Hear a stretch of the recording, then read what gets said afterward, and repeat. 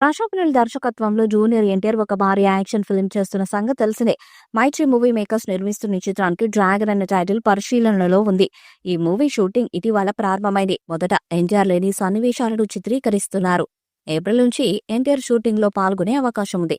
ఇటీవల హైదరాబాద్ లో కొన్ని కీలక సన్నివేశాలను చిత్రీకరించిన నీల్ ప్రస్తుతం షూటింగ్ కి బ్రేక్ ఇచ్చినట్టు తెలుస్తుంది. ఈ బ్రేక్ లో ఎన్టీఆర్ నీల్ మీట్ అయినట్టు సమాచారం. ఎన్టీఆర్ ప్రశాంత్ సరదాగా కబుర్లు చెప్పుకుంటున్న ఫోటోని నీల్ భార్య లిఖిత సోషల్ మీడియాలో షేర్ చేశారు. అంతేకాదు వీరిద్దరిని చూస్తే భయం అనే ఒకే ఒక మాట గుర్తొస్తుంది అని ఆమె రాసుకొచ్చారు.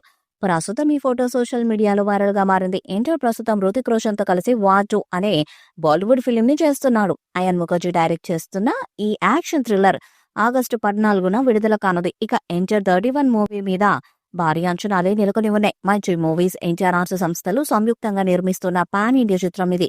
ఈ నెల 3వ వారంలో కర్ణాటకలో మరొక స్కెడ్యూల్ మొదలు కానుందని తెలిసింది.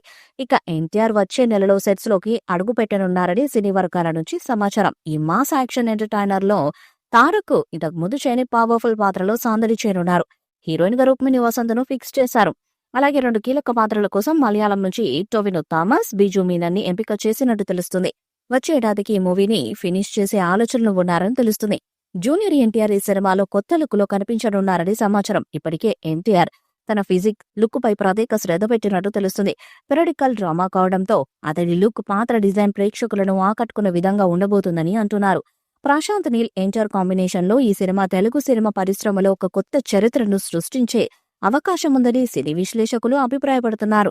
2026 సంక్రాంతి సందర్భంగా జనవరి 9వ తేదీన సినిమాను విడుదల చేయబోతున్నట్టు ఇప్పటికే ప్రకటించారు. తెలుగు, తమిళ, కన్నడ, మలయాళ, హిందీ భాషల్లో విడుదల కానుంది చిత్రం.